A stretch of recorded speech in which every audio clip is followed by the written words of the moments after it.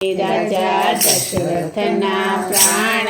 યાદા શ્રી રામ ઝૂલે પારણીએ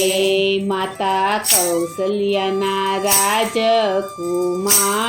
શ્રી રામ ઝૂલે પારણીએ